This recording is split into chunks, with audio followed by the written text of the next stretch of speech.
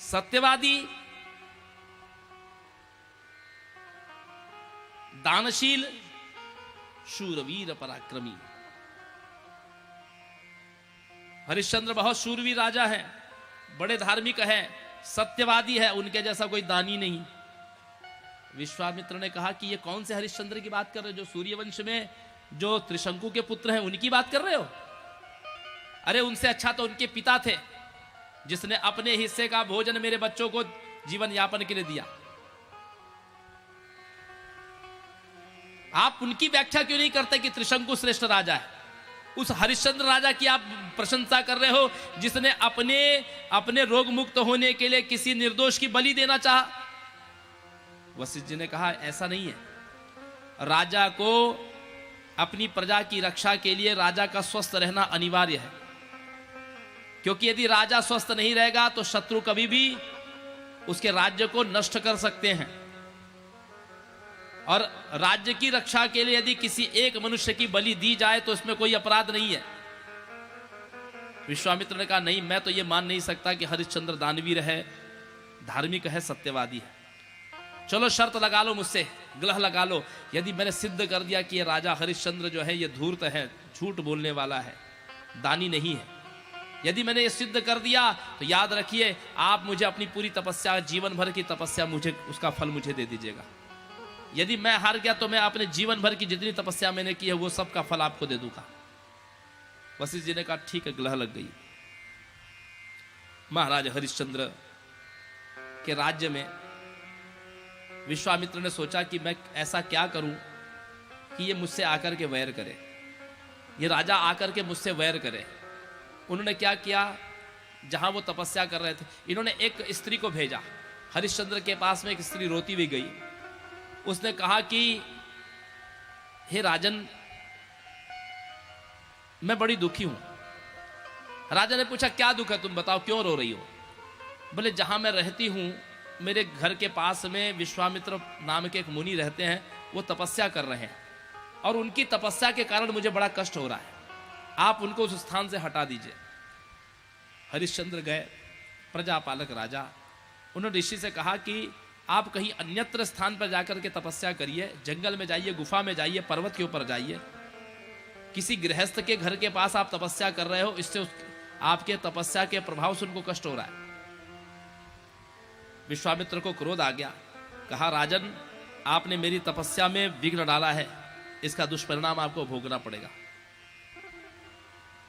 हरिश्चंद्र तो चले गए। अब बदला लेने के लिए विश्वामित्र ने शांभवी माया से एक शूकर बनाया। शूकर राजा की वाटिका को नष्ट कर रहा था। सैनिक लोग गए उसको पकड़ने के लिए। वो शूकर तो मायावी शूकर था, उसने बहुत सारे सैनिकों को मारा। इधर राजा के पास में सूचना मिली। राजा ने देखा कि कोई भीषण शूकर आया है, कोई मायावी, एक क्षण में गायब हो जाता है, दूसरे क्षण में प्रकट हो जाता है, कितने सैनिकों को मार दिया, मेरी पूरी वाटिका को उजाड़ दिया। राजा हरिश्चंद्र धनुष बाण लेकर के घोड़े पर बैठ करके उसको मारने के लिए निकले। राजा को आता हुआ देख करके वो मायावी शूकर भागने लगा, जंगल में चला गया, बहुत दूर निकल गया। और खूब दूर जाने के बाद में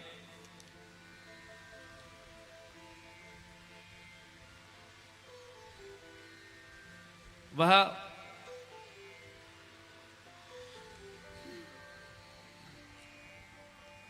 मायावी शूकर कहीं अन्यत्र विलीन हो गया।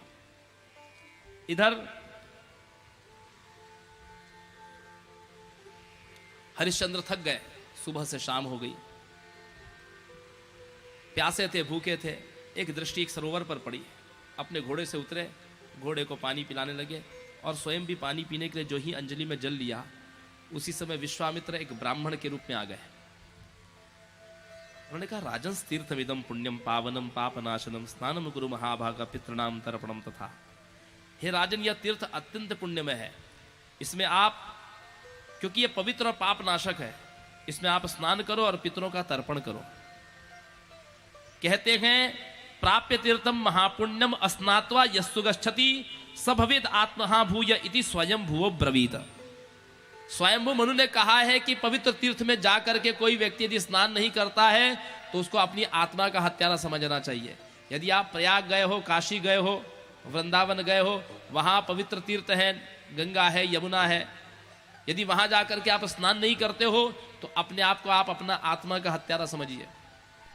किसी भी पवित्र तीर्थ में जाकर के वहां पर स्नान करना चाहिए, और असमर्थ है तो कम से कम उस तीर्थ के जल को मस्तक पर लगाओ, आचमन तो कम से कम करो।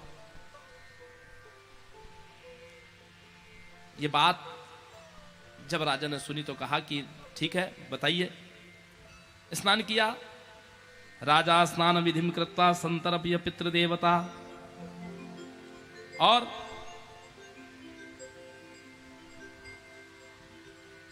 राजा ने विश्वामित्र से कहा कि हे ब्राह्मण देवता, अब मैं आपको दान देता हूं।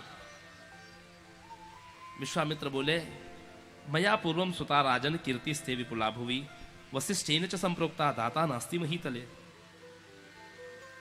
मैंने वशिष्ठ जी से आपकी बड़ी प्रशंसा सुनी है, अपने रूप में प्रकट नहीं हो रहे, नहीं तो विश्वामित्र को पहचान जाते राजा। बोले, मैंने वशिष्ठ जी से आपके विषय में बहुत सुना है कि आप बड़े दानी है, पृथ्वीपति है, ये पूरी पृथ्वी आपकी है, तो जैसा श्रेष्ठ दाता हो वैसा दान होना चाहिए। बोले, आप जो मांगेंगे दूंगा मैं।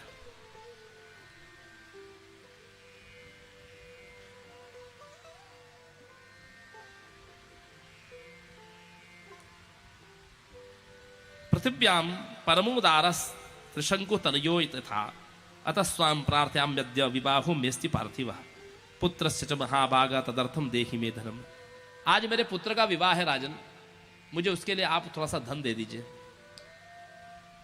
हरिश्चंद्र ने कहा कि ठीक है, आप विवाहम कुरु विप्रेंद्र ददामि प्रार्थितम तव यदीक्षसि धनम कामम दाता तस्यामि निश्चितम। जो आपकी कामना हो मांगिए, मैं आप अपने पुत्र का विवाह करिए, मैं आपको दूंगा। उतने में क्या किया, व्यास जी कहते हैं कि उद्भाव्य मायाम गांधर्वी पार्थिव्याय प्रदर्शयन् कुमारः सुकुमारस्य कन्या च दशवार्षिकी एतयोः कार्यमप्यद्यः कर्तव्यं नृसत्तमा राजसूयादिकं पुण्यं गृहस्थस्य विवाहताः। हे राजन, आपने राजसूय यज्ञ किया है। गंधर्वी माया से विश्वामित्र गंधर्वी माया से एक बालक और कन्या, एक 10 वर्षीय कन्या को प्रकट किया। बोले, ये मेरा पुत्र है, इस कन्या के साथ इसका विवाह होना है। और कहते हैं कि किसी गृहस्थ के बच्चों का विवाह कराने का फल राजसूय यज्ञ के बराबर फल बताया गया है। देखिए, यदि आप किसी अच्छे संबंध को जोड़ते हैं, किसी का विवाह कराते हैं, तो आपको राजसूय यज्ञ का फल मिलता है। आप जीवन में यदि कभी कराना चाहोगे, राजसूय यज्ञ नहीं करा पाओगे, कितना भी धन हो जाए। आज के इस युग में कोई राजसूय यज्ञ नहीं करा सकता, लेकिन उसके विकल्प हो सकते हैं उसके।